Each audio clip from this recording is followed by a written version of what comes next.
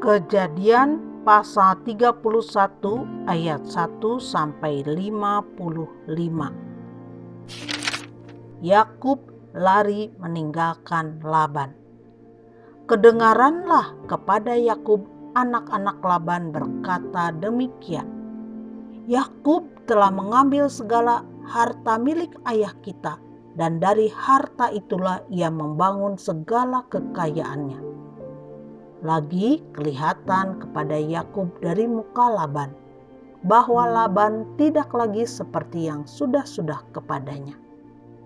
Lalu berfirmanlah Tuhan kepada Yakub, pulanglah ke negeri nenek moyangmu dan kepada kaummu, dan aku akan menyertai engkau.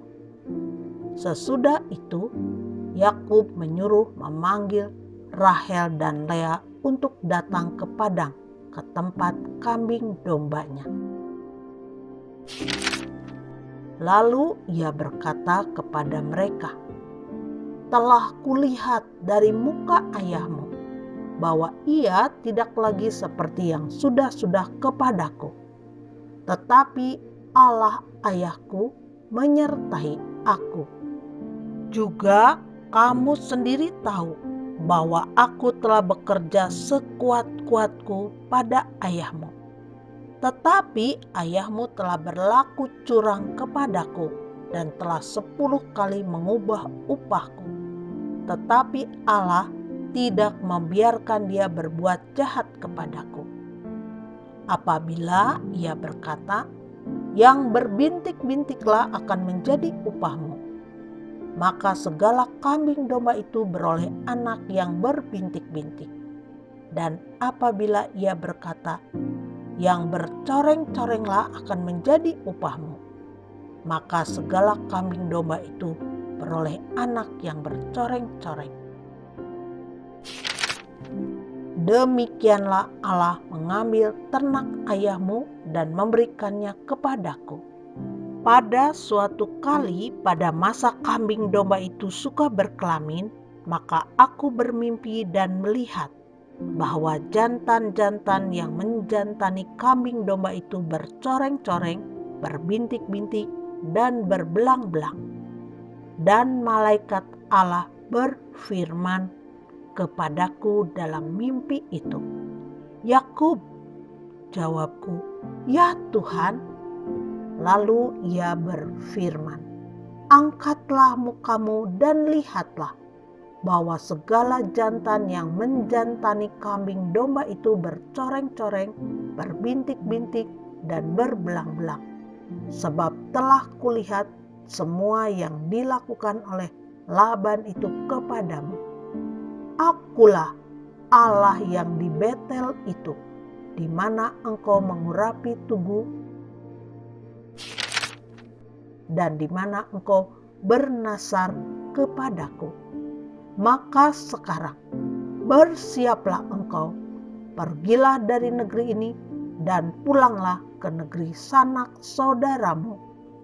Lalu Rahel dan Lea menjawab Yakub, katanya, bukankah tidak ada lagi bagian atau warisan kami dalam rumah ayah kami? Bukankah kami ini dianggapnya sebagai orang asing karena ia telah menjual kami?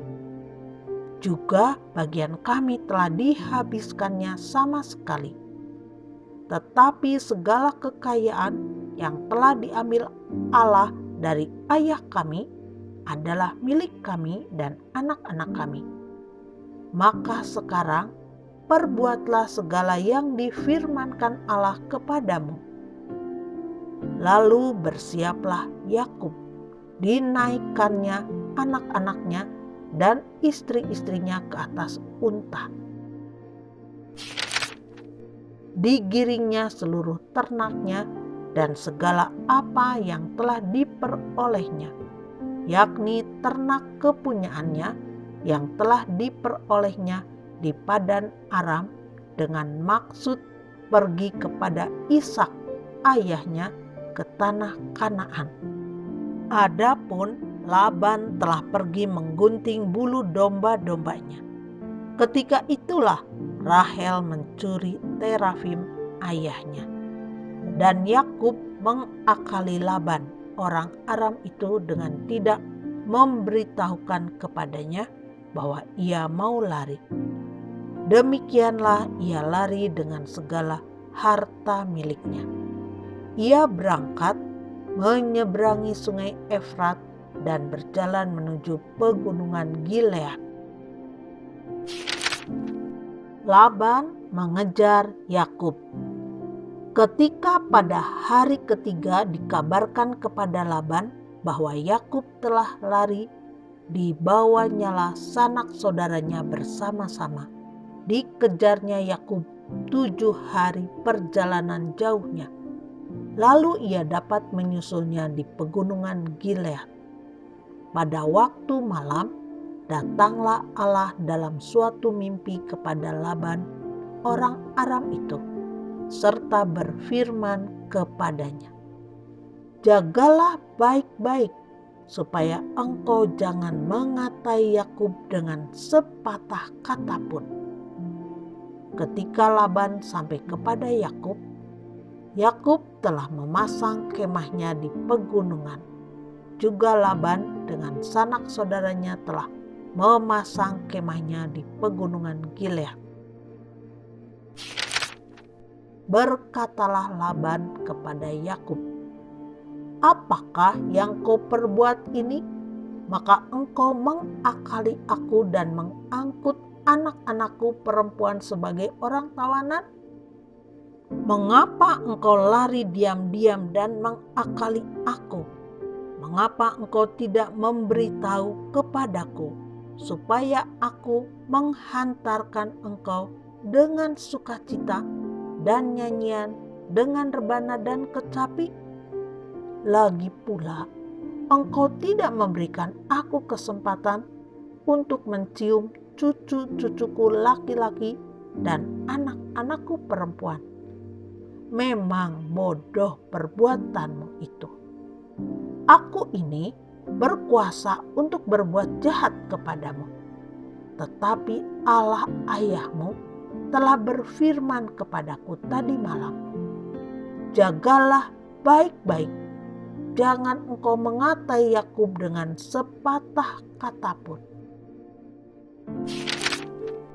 Maka sekarang, kalau memang engkau harus pergi, semata-mata karena sangat rindu ke rumah ayahmu, mengapa engkau mencuri dewa-dewaku? Lalu Yakub menjawab Laban, "Aku takut karena pikirku, jangan-jangan engkau merampas anak-anakmu itu daripadaku. Tetapi pada siapa engkau menemui dewa-dewamu itu, janganlah ia hidup lagi. Periksalah di depan saudara-saudara kita segala barang yang ada padaku dan ambillah barangmu." Sebab Yakub tidak tahu bahwa Rahel yang mencuri terafim itu. Lalu masuklah Laban ke dalam kemah Yakub dan ke dalam kemah Lea dan ke dalam kemah kedua budak perempuan itu. Tetapi terafim itu tidak ditemuinya.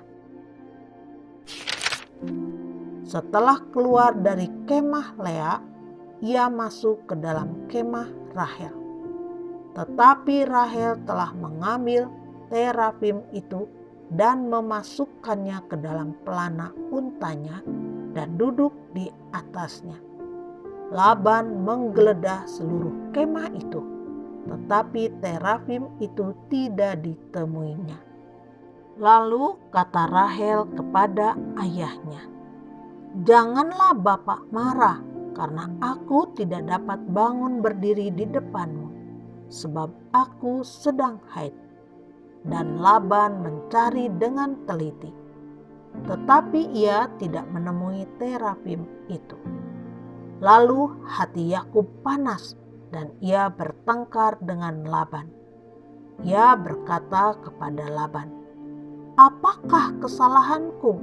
Apakah dosaku? Maka engkau memburu aku sehebat itu? Engkau telah menggeledah segala barangku." sekarang apakah yang kau temui dari segala barang rumahmu?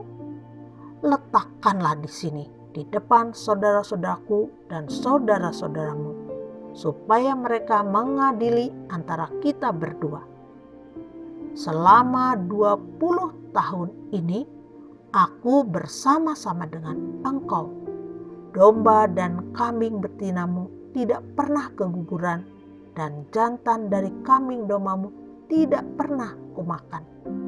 Yang diterkam oleh binatang buas tidak pernah kubawa kepadamu. Aku sendiri yang menggantinya. Yang dicuri orang, baik waktu siang, baik waktu malam, selalu engkau tuntut daripadaku. Aku dimakan panas hari waktu siang, dan kedinginan waktu malam, dan mataku jauh daripada tertidur. Selama 20 tahun ini aku di rumahmu.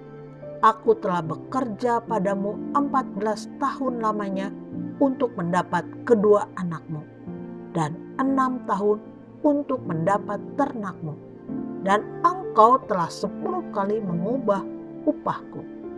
Seandainya Allah ayahku, Allah Abraham, dan yang disegani oleh Ishak tidak menyertai aku, tentulah engkau sekarang membiarkan aku pergi dengan tangan hampa. Tetapi kesengsaraanku dan jerih payahku telah diperhatikan Allah, dan Ia telah menjatuhkan putusan tadi malam. Perjanjian antara Yakub dan Laban. Lalu Laban menjawab Yakub, "Perempuan-perempuan ini anakku, dan anak-anak lelaki ini cucuku, dan ternak ini ternakku. Bahkan segala yang kau lihat di sini adalah milikku. Jadi, apakah yang dapat kuperbuat sekarang kepada anak-anakku ini atau kepada anak-anak yang dilahirkan mereka? Maka sekarang marilah kita mengikat perjanjian, aku dan engkau, supaya itu menjadi kesaksian antara aku dan engkau." Kemudian Yakub mengambil sebuah batu dan didirikannya menjadi tugu. Selanjutnya berkatalah Yakub kepada sanak saudaranya, "Kumpulkanlah batu." Maka mereka mengambil batu dan membuat timbunan. Lalu makanlah mereka di sana di dekat timbunan itu. Laban menamai timbunan batu itu Yegar Sahaduta, tetapi Yakub menamainya Galet. Lalu kata Laban, "Timbunan batu inilah pada hari ini menjadi kesaksian antara aku dan engkau." Itulah sebabnya timbunan itu dinamainya Galet dan juga Mispa, sebab katanya, "Tuhan kiranya berjaga-jaga antara aku dan engkau apabila kita berjauhan. Jika engkau mengaibkan anak-anakku, dan jika engkau mengambil istri lain di samping anak-anakku itu, ingatlah, walaupun tidak ada orang dekat kita, Allah juga yang menjadi saksi antara aku dan engkau." Selanjutnya kata Laban kepada Yakub, "Inilah timbunan batu, dan inilah tugu yang kudirikan antara aku dan engkau. Timbunan batu dan tugu inilah menjadi kesaksian bahwa aku tidak akan melewati timbunan batu ini mendapatkan engkau, dan bahwa engkau pun tidak akan melewati timbunan batu dan tugu ini mendapatkan aku dengan berniat jahat. Allah Abraham dan Allah Nahor, Allah ayah mereka, kiranya menjadi hakim antara kita." Lalu Yakub bersumpah demi yang disegani oleh Ishak ayahnya. Dan Yakub mempersembahkan korban sembelihan di gunung itu. Ia mengundang makan sanak saudaranya. Lalu mereka makan serta bermalam di gunung itu.